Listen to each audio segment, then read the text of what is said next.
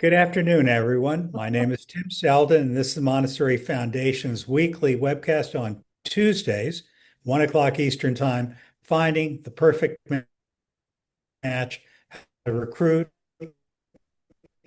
and retain great families for your school, how to build community is a victim of its own popularity.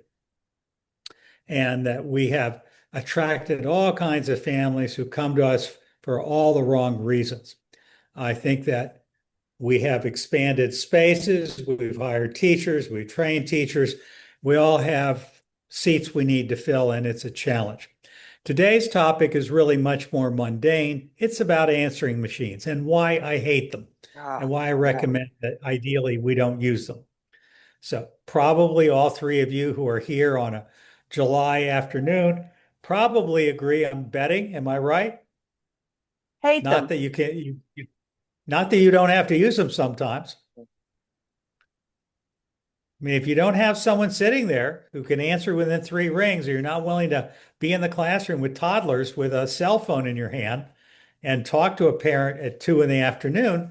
On the other hand, from a parent point of view, they want to reach you when they want to reach you. And if they don't reach you, then their concern is that you may not be the right people to trust their precious child with. And so my advice is, even though it's really easy these days to do an answering machine, it's even easy to have a really intelligent AI driven answering machine that can talk to people, tell them about the school, book appointments, do all kinds of things. In general, my advice is answer the phone within three rings with a live human being, because that's really it. And I've got a whole slideshow about this, but really, it comes down to less than 5 minutes of information. A parent really wants a human being. It's about relationships. Um, so ideally, we don't leave a voicemail. We don't say, we'll call you back. We don't say, please listen to the whole recording because our options have changed. Uh, the ideal is we answer it. We're in a good mood. We answer it within three rings. And we are so glad they called. We're not frustrated because they just interrupted us when we were trying to balance the bank book in QuickBooks. So again, it's admissions, admissions, admissions. It's all about admissions, right, Sharon? There's nothing more important than admissions. On the other hand, marry in haste and repent at leisure. And that's the other truism. So again, what we're trying to do is not convince people. We're trying to make friends. We're trying to help them find the perfect match for them. It's like a tar baby. Once you get a kid in your school, you're not going to simply throw them out normally. I mean, you would if you have to, but that's painful. Your teachers cry, you cry, there's lawsuits. It's not a good thing, not a good look. So the goal is to be hard to get. Now, again, there are countless books that are essentially written to give dating advice. He's just not that into you is one of the best ones. You know, we're looking for people who are that into you, who really want what you're selling, appreciate it, and instead of having one foot out the door every minute, are asking, what can I do for you? How can I help you? Why don't you have a high school? My kid doesn't want to leave here. That's the ideal. And so it all begins with that first phone call or that first email. Some of you have called me, left a message, sent me an email, and you probably noticed that if possible, I'll get back to you as fast as I can. Even if you didn't give me a number, I will typically try to track you down. And I may play telephone tag with you for a week, but I really try to be the voice on the other end of the phone. And ideally, I switch very quickly to Zoom because I hate talking to a disembodied voice. Like seeing the person I'm working with in the real world, and I like developing real trusting relationships, because that's really what it's all about. This is their child, their precious child. So it's more money than a car. I mean, heck, you can lease a car for a few $100 a month. You can't get into a school for a few $100 a month unless someone is giving you one heck of a scholarship. So, it always, there was a guy named Oglethorpe who wrote the history of private schools in the United States. And if you've never seen his books, they're probably out of print now because I first met him in 1968. And he had been writing since the early 1900s. And he really talked about how the movement began and who put their kid in and what percentage of American school age children went to private schools. And generally speaking, in good times and bad, somewhere between 10% and 18% of all school age children historically went to private schools. Now, today, that number is decaying a bit. I think it's still 10%, but it's decaying because parents have more choices than they used to think they had. Now it's easy to do homeschooling.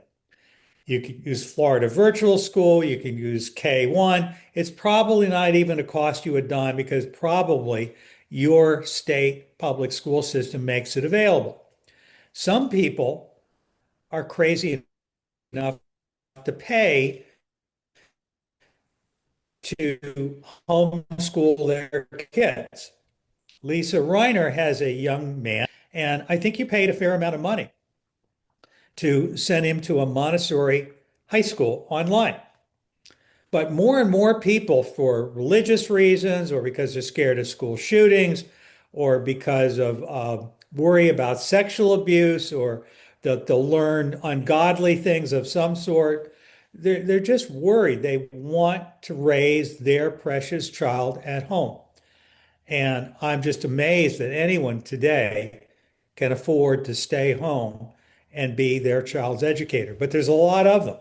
And then, of course, there's the the part-time school, the homeschool co-ops. There are all kinds of micro schools out there these days. So it's definitely eating into the total population of school-age children. But there historically has always been those families who can afford it, who value it, and who consciously enter into a commitment to a school that they really value. Now, they may value it for reasons that are very different than why you would value it. They may value it because only our kind get to go to this school. My kid won't have to go to school with the riffraff.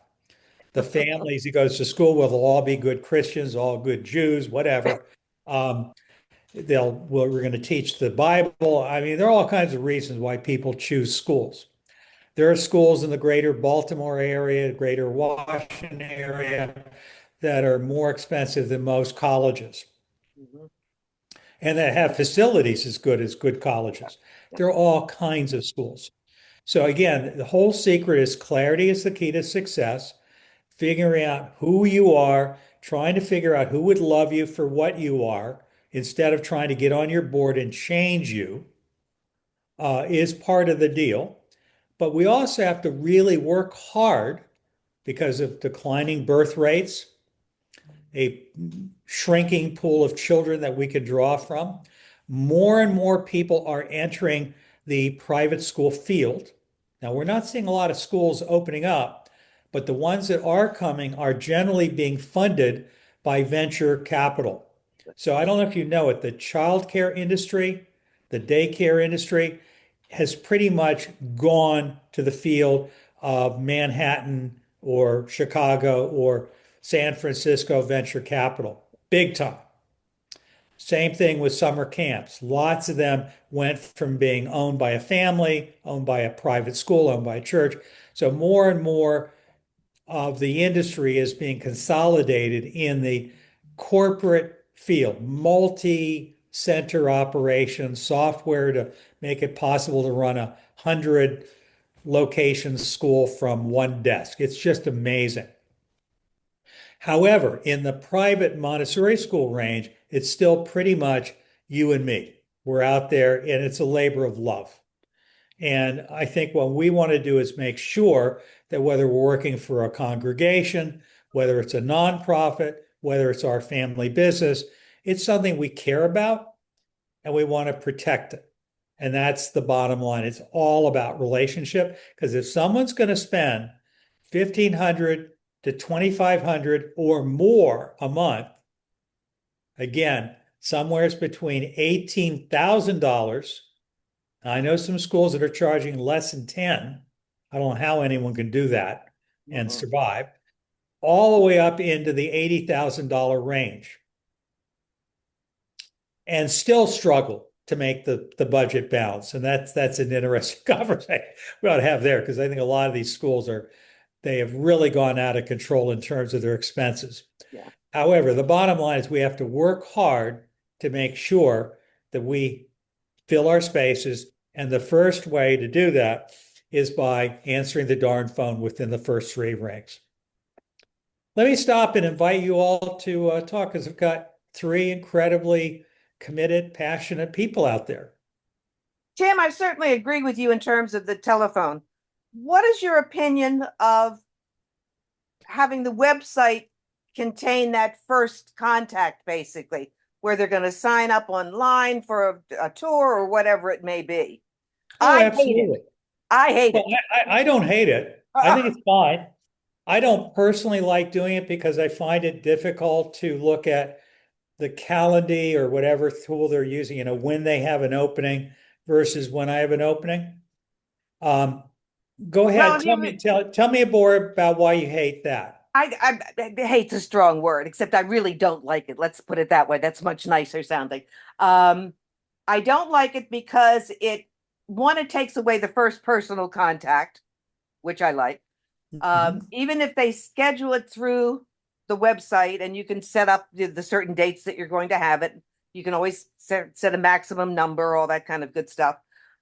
You're still calling back basically to get to know them, you know, Mhm.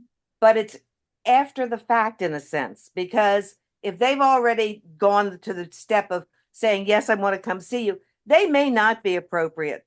And if you can help them steer them to the right place with an initial phone call rather Mhm. than waiting till the tour or a telephone call just to confirm before the tour. I think it's much easier on the school, and I think it's also easier on the parents as well, because there's nothing worse than Sure. thinking it may work and then finding out it's just not going to be a good fit. And if you can do it on the phone, then you can develop a whole list of other resources Mhm. which may be more appropriate. And that's goodwill, Yeah. so Well, again, from a parent point of view, many parents would rather call and try to figure out if it's a good match. And so one of the things you can do on the website is you can say, would you like to schedule a tour or come to one of our weekly open houses or whatever you do? Or would you like us to call back or would you like to call now? And if possible, we'll talk to you right on the spot. So it's one of the things you can do. interesting though, because most of the pre-made website stuff in terms of admissions doesn't do that. It takes them right away to a scheduling calendar and they schedule it. So it's, you know, Well, as an aside, I personally don't recommend these pre-made websites for the most I part agree. because they're usually not made well. And Wix and these other things, they're a pain in the neck. Again, my advice to anyone would be use an advertising agency, ideally an agency that understands your business and that is going to be responsive to your situation. So whether, in our field, whether you're working through Thrive, which is the former Nido, whether you're Right. working through Clint, and our Montessori growth, whatever we call it, growth suite. The thing that we do with them is called the Enrollment Growth Accelerator. I've got a friend that has a company called School Success. There's a number of agencies out there. But the bottom line is what you're paying for is not simply the software that automates communication and gives you your CRM. What you're paying for is a partner in trying to figure out who's your perfect audience and how do you reach them and how do you communicate with them in a way that gets them. And one of the tests of that is a typical website that has that kind of thing on it. And I would certainly put it on any website. Don't get me wrong. I would put it right there on the top of the home page, probably put on every single page. However, what you really want is to direct people to a landing page. Hi, Rupali, how are you? I'm doing well, Tim. Thank you. I see you Um, got your hand. Good. I see you got your hand up. Please jump in. yeah, I wanted to share what we do is we have the automated response from our website and we use Thrive. But what we do is as soon as somebody makes inquiry on the website or even has visited the website, we call them right away. And we see that while, yes, you have the automated stuff, there's nothing that beats Mhm. the input that phone call. And so our phone doesn't ring as much because we've like directed everybody to our website. But as soon as we get that first contact, we call them as soon as possible, except when it's not during school hours. Yeah. I mean, I think that that's a very good plan, and that's certainly what I would personally do. What I was about to say when you raised your hand was I think that page that people get to ideally is not just a page in your website because your website is like a labyrinth. It has the faculty, it has the tuition, it has the history of the school, our philosophy, what we do with toddlers, all this, they get lost in it. And it's not that you shouldn't have that. But a landing page is like a display ad. It's designed to only communicate one thing. It doesn't have any menu. They can't navigate off of it. And it's intended to get them to do something. Now, the something could be call or request a call back or book a tour. That's an option. If you go to the Newgate School, you'll see that. Or if you go to one of the schools I work with is the Rockridge Montessori in Oakland, California. So they have that kind of thing where you go to a landing page and it gives you the choices. But yeah, you always want to call back. I couldn't agree with you more, Rupali. So again, answering the phone is great. Encouraging people to call is easy. I think having the calendar scheduling is worth doing because, you never know. Someone may say, I don't want to listen to your sales pitch. I want to do it when I'm not, I only have 5 minutes to do this. I want to get it done. It's lunchtime. I've got to get back to my clients. So having that option is a good thing, in my opinion. Now, the other thing is my friend Navneet, who's the founder of Illumine, was here yesterday. And if you've seen Illumine, I think Lisa, are you now working with him? I'm getting it set up. Yeah. One of the things he's got is an automated answering machine. And I found it slow and jerky and stuff like that, but it's pretty good. I mean, it's getting better. And so I basically said, one, give it a name like I give my AI. I call her Abigail. Give it a name. Let people rename it if they want. I'm sure they can have, Australian accent, male, British accent, female, French accent, whatever. But give them a name. Give it a personality. Show a picture of what it is, and then train it to say, "Hi. My name is Lisa. I'm the AI assistant for Aardvark Montessori, and everyone's away at lunch or with the kids right the minute, but I'm here to help. And trust me, there's real human beings here, but I can probably answer a lot of questions. What can I do for you today?" And I think that, if you do it right, AI can be acceptable. But Tim, what you don't want is AI to get in the way. I have to say, I had a message from my mother-in-law. He's in her late 80s, and she had called my cell phone. And my cell phone, I don't know what I set up. I think it offered me to screen calls from unknown numbers. And she just got a new phone number, which I did not have yet. So the message is, hey, Fred, some guy answered Lisa's phone. Hey, Fred, come figure out who this man is on Lisa's phone because the AI voice is male. So the whole answer, the whole message was her trying to figure out who's answering my phone, and trying to have my father-in-law get on to speak to the gentleman who had answered my phone. He wants to know why I'm calling. I mean, it was, so you're right. You do have to be, and I told her, I'm like, I will get that taken care of. But you do have to be upfront about what is happening. So I don't imagine most of our people calling are unaware of AI, or think that a stranger is answering our phone. But it is really helpful to be clear and upfront. I think that again, I'm a big fan of AI, as I think everyone here knows. Uh, and Abigail has made my life so much easier. Again, I was watching what Nav is doing, Lumine. Literally, you can talk to it these days. You know, it reminds me of Star Trek or something. And you can say, you know, give me a report of how my cash flow is going to go for the next 90 days. And it does it. It makes it for you. And then you can say, put that report on my dashboard so I can see it every day. And it's there. Or give me, you know, tell me who's scheduled for a tour today and send me a notice at 8 o'clock in the morning. And it just does it for you.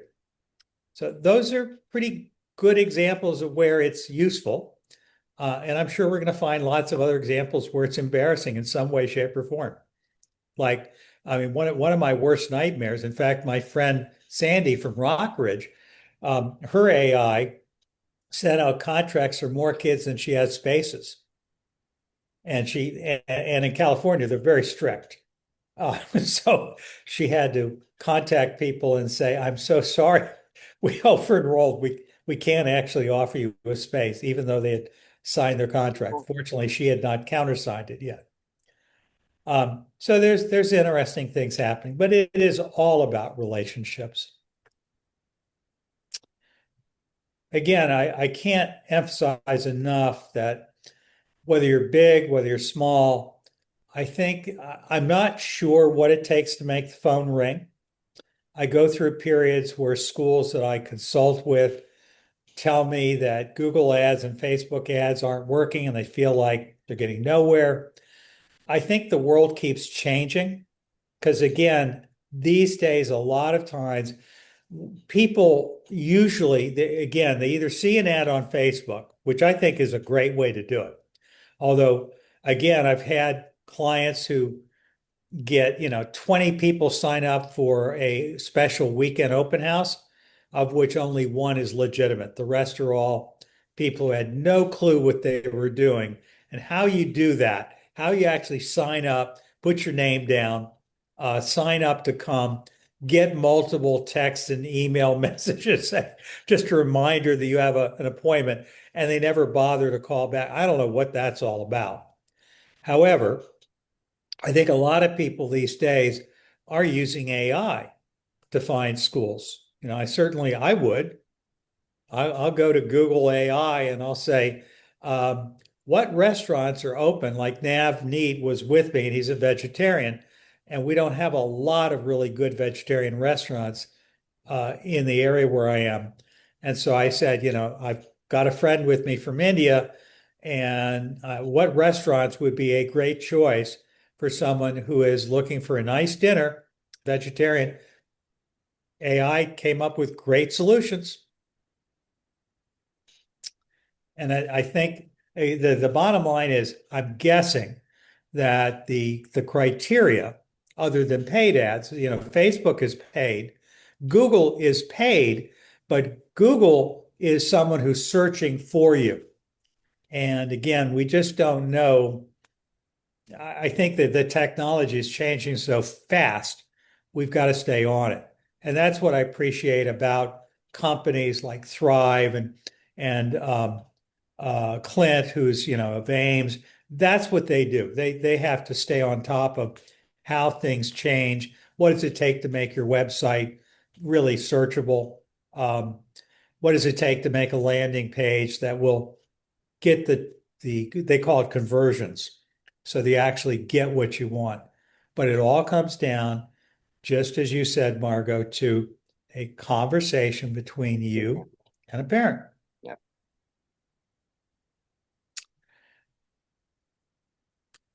Other thing is, I'm talking to one of the schools we consult with, and the head of school was flipping out because two of her people who are, second tier administrators, she overheard them promising things to prospective parents that she knew their school couldn't deliver. And that's another issue. The most typical thing is, can you deal with a child with Down syndrome? Can you deal with a child with ADHD? Oh, sure. Montessori is great for these kids. I hear Montessori might be overwhelming for these. Oh, no, no, no, it's fine. Again, we have to make sure the people answering the phone, that the person who's there at 5:30 in the afternoon monitoring the aftercare, that they know how to handle anything, whether it's a child falls and cuts themselves. I remember my daughter Chelsea fell and had a big gash on her forehead, and the whole issue of, should I call, the parents? Does she need medical help this minute? What do I need to do? I mean, there's so many different opportunities to really alienate a family, or to make them into a lifelong friend, or to get sued or not get sued. Mm-hmm. Do the right thing or not do the right thing, or make a promise you can't deliver. Yeah.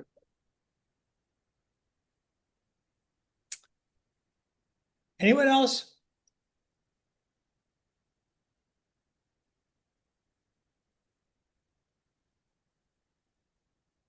I do have a fancy slideshow. Happy to show it to you. You will get a copy. Christy's got it all queued up. As soon as this meeting's over and the recording's ready, she'll send out the link to everyone with an essay I wrote about this and so forth. By the way, on the weekend, I don't know if you saw the weekend read. This I sent out Saturday morning. I wrote an essay about the challenge of observing in the classroom, and it included a pretty detailed analysis of the pros and the cons of the existing softwares that we all have available. And it included Lisa's thing about, I didn't mention you, Lisa, but spending Sunday having to tag all those pictures, as opposed to Illumine does it for you. It knows who the kids are, which is pretty scary, but does save a lot of time.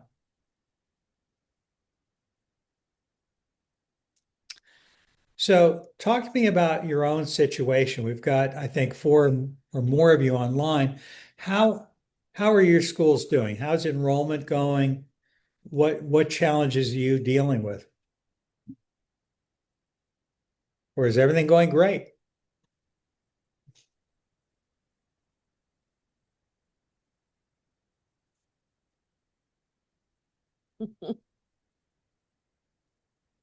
Enrollment's going all right. It's going well. We've talked about this before.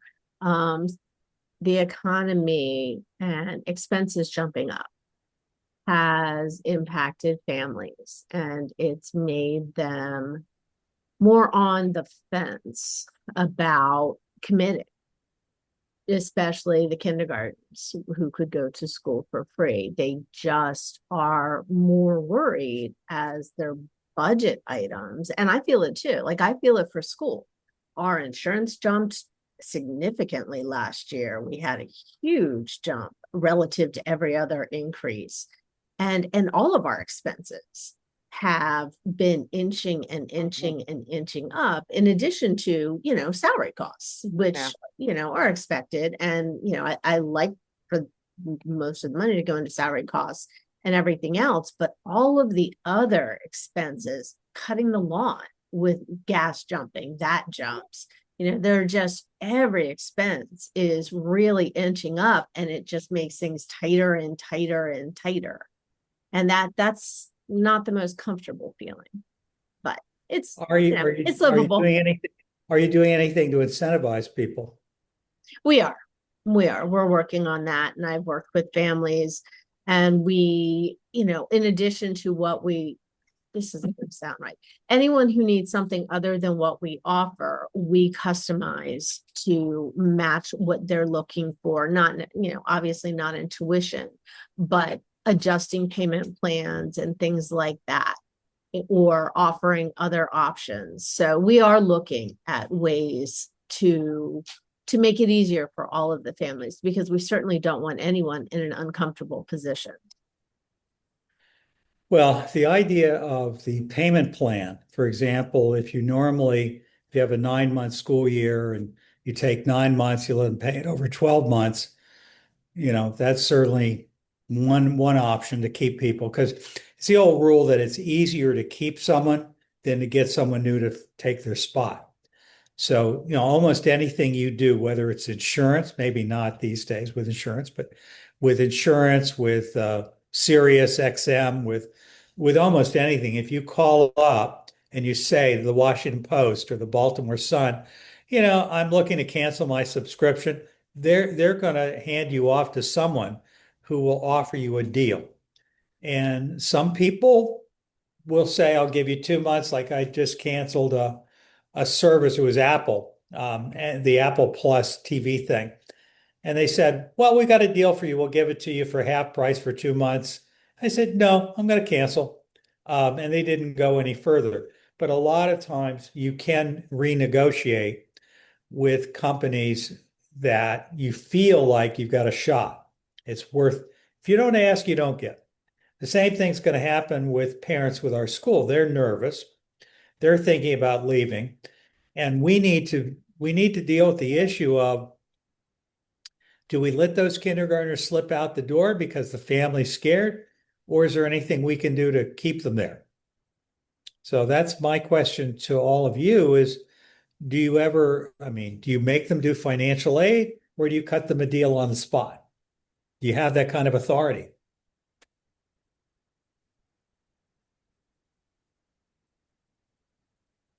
I will tell you, I always cut deals. I had what we We call make head. adjustments on the spot. And that is one of, I mean, I've told you frequently, as heavy as the load can feel sometimes, there are benefits to having your own school and doing it on your own with the support of experts and everything else. But when the buck stops here, Mhm. it's easier when times get tough to make adjustments. And I said that when we first started doing so much work during COVID. I mean, it Mhm. is much easier to navigate more complexity and adjust quickly when you're, a little ship rather than a huge ship that really needs time to turn around. And I do appreciate that. Yeah. I mean, anyone's got a big board. That's a challenge. Sharon, if I recall, you're part of a larger school, right? No, at this point we're a little bit smaller. So this we do go through 12 years old, toddlers all the way through. But we had 74 this last year. So when I was a child here, it was 120, that kind of thing. But to the point of everyone else, with tuition and everything, the price is going up. It has been interesting to see how that has affected enrollment for sure. And we have good school districts around us, which I know that in other calls, Tim, you've talked about that as well. And so it's just really making sure that we show here's who we are. And as you say, don't just have sell Montessori, sell ourselves, our school, that kind of thing. So we have a big age range, and I'm trying to get us back into the sites, we're in a neighborhood and so sometimes we're a little unseen. And so I'm getting us into, like local town festivals and going and having a table and being available and getting involved in those things. And so it is interesting. I feel like we have to almost go out and find those opportunities, and being able to talk to people in person. I mean, I just had three families enroll who I had given tours to, 2 months ago. Obviously, it stuck with them when they came back. Of course, in those 2 months, you're kind of like, oh my gosh, I got to get these families in. And then they come up back and you're like, okay, like what I told you stuck with you. Hallelujah, Um, That's great. and so yeah, it's trying to get people to understand why it's important to stay for elementary, so that's like a whole other part of it. Get in these wonderful new toddler parents, but then really with that parent engagement, try to show them how important it is, or how valuable it is, I should say. But that whole good school district thing in the area is definitely a battle that we keep up against. But I do try to keep up with the relationships and following up with tours and saying thank you so much for coming in. Anything I can clarify for you at this point, we'd love to see you again, you know. So it is a lot of those extra touch points. So Sharon, I'll tell you, I'm always nervous. I don't normally, it's been ages since I was the normal tour person, and I'm not the normal tour person. Sure. So I get a, like, I love giving a tour, Hmm. but then I'm always anxious about, I'm like, did that family sign up? Is it me? Right. Is it, Yeah. should I have done the tour differently? But what Hmm. I stumbled on when I was giving two tours I did, the first tour I stumbled on, the elementary, it just happened. I'm the elementary sub out of my toddler group. Hmm. So I'll go down to elementary and I love it. And the elementary teacher just had a wicked stomach bug. So I had been in elementary for 4 days straight. And then I gave the tour, I think after the weekend, it was Friday, then the weekend. So I came down and all the kids came over and they wanted to know what I was doing. And they were saying good morning. And they took over the tour. Yeah. That's great. And they Mhm. gave the tour of the elementary classroom, which, and God love them, warts and all. Cammy's like, Hmm. that's our lost and found. We lose stuff. Like Right. it That's was great. so Yeah.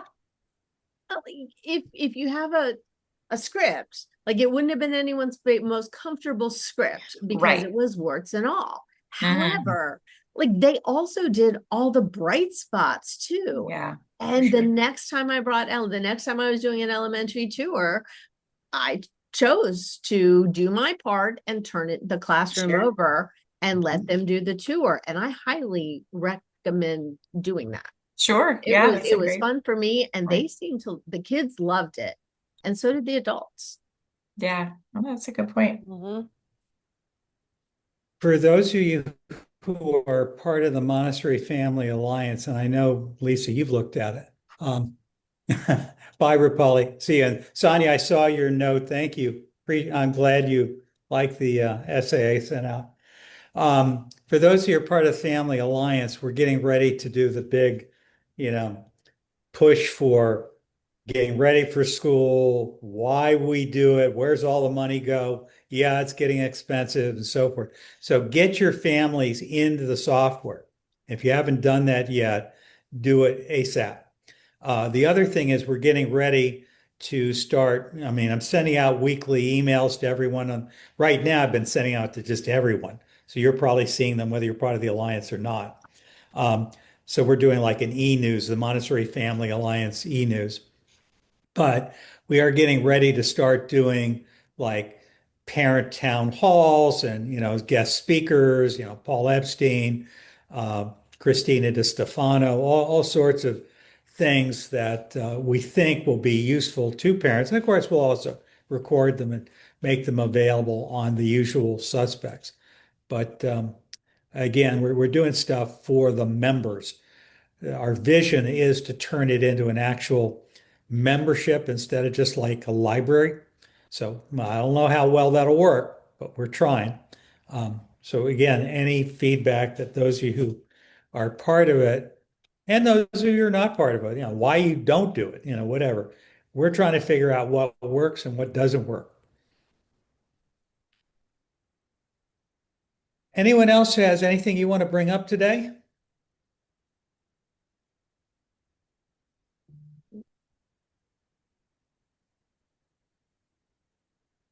I am really excited to see the Montessori Family Alliance roll out.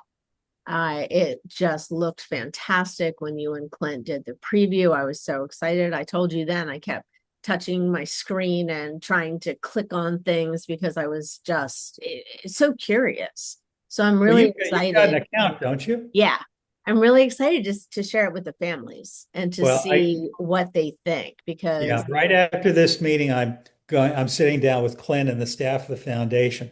So our next step is we're setting up an affiliate program because we know there are plenty of schools that don't have the money to buy it for their families. So one of the things, normally it costs a family like $59 a year or $8 a month. And we're going to have an affiliate program where you as an individual or you as a school can get 30% of anything you get signed up, whether it's your own families or your mother-in-law or whoever. So we think, there's millions and millions of families, and we're hoping we can actually make this thing, go out there. And frankly, it's always been challenging to get schools to invest in what we think is our own self-interest. I mean, this was originally the Barry School magazine. Right. We did it for ourselves because we knew the value of doing these kinds of things. But we're trying to figure out what to do. I just got off with the owner of Montopia. I don't know if you know what that is. Mhm. It's Elizabeth Isabella Coy, I believe she pronounces it. And we had a big conversation about her vision of what she's trying to do, which is, quote, parent ed. And I'm sitting there thinking, I don't know many parents that want to be educated. Entertained? Yep. Yes. Answers to questions when they want to know. Yep. Feeling that they're going to get straight answers and not the party line? Yep. That's what the foundation tries to do. They want resources, they want resources that they can use and questions that have vetted answers, that have proven answers, rather than just random answers people, have tried that may or may not work. We will see. I'm very excited. And so the next thing is to make we want to make an app because obviously it'll be better than if they have to go to Montessori.org and log in. So we're going to create an app, although it'll probably take a little time. We're going to set up the affiliate program for people who want to be part of that. We are setting it up so it can be done in multiple languages. At this point, it's all English, but our hope is global. Um, and by the way, something new, again, it's been a day of meetings. So Robin and I were meeting with a guy named Howard Minsky, and I'll be introducing Howard to you all probably in a week or two. Howard Minsky has a company called Young Authors League. And what he does is he basically makes it possible for kids to write and publish books. And they can do it, an ebook, they can do a printed book, it can be a simple book like you might buy for a toddler, and it can be a full-scale novel. And it's really very, very interesting. And he's got a whole program. So he's been doing it in public schools, and you can imagine the way that works. Every kid does the same thing at the same time. And we want to introduce it to Montessori schools. So we're going to start the Montessori Young Authors League or whatever we call it and start encouraging Montessori educators who want to publish books for Montessori children. We'll have a way that the author can sell the books through a website or on Amazon. And, you can imagine it like, I have this, some of you know about my Camp Passport program where this summer camp goes 1 week to Rome and 1 week to Cairo and whatever. And so we're going to have a whole thing where the kid has a passport. They could do all the research about what they saw when they visited Egypt and show pictures of themselves in front of the pyramids and all this sort of thing. We'll see. Cookbooks. I think it's pretty cool. Just another bragging right. I like bragging rights. Yeah. Tim, I have a quick follow-up question. Sure. So when you said the Montessori Family Alliance, would it be on the One Spot Montessori app or a whole separate thing in and of itself? Okay. I'm personally not that fond of One Spot because when you're using One Spot, only thing you get notices for, as far as I know, is the one you're logged into. So for example, for me, I have the Montessori Foundation, I have the IMC, I have the Montessori Family Alliance, I have the Newgate School, and it's whatever I'm logged into. Okay. I would rather have an app that is specifically ours, it's on your phone, and that is really designed to be more elegant. I mean, One Spot is basically a way of taking a complicated website and making it more user-friendly on a phone. So we'll do a real app. Okay. Good idea.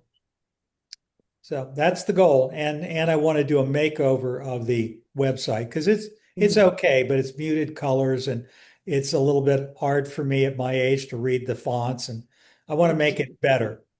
Lots of things are happening. We're getting more and more people excited about sending us original content. I've got all kinds of friends who want to talk to parents, Paula Preslak and Paul Epstein and all sort, John Wolfe. And so our intention is to create, something pretty interesting that we can do with parents. And we'll have to figure out when they're willing to attend live. And of course, we'll give it to them like we do with you. We'll send out emails with the recording and, don't forget, you're signed up. Anyway, that's what's coming. We'll see what happens. All right. Been a good conversation. I'm glad I didn't use the slideshow. I will send you the slideshow just in case there's something intelligent in it that I didn't include. I think we covered it all. And I really appreciate you all coming. It means so much to me. Thank you. This is Thank you. wonderful. I will see you all next Tuesday, if not before. Thursday, I believe. The Thursday topic is we're doing case studies. We're going to actually look at some real school situations, talk them through, and have a conversation about what would you do. So Good. Thursday, same time, same place, different sign up just in case you aren't signed up for that. So watch the email, and once you sign up once, you get the thing automatically. I love that. Cool. Yep. All right. Bye-bye, everyone. All right. Bye-bye. Bye. I'll see Thanks, you Tim. Thursday. Bye-bye. Bye. Thanks.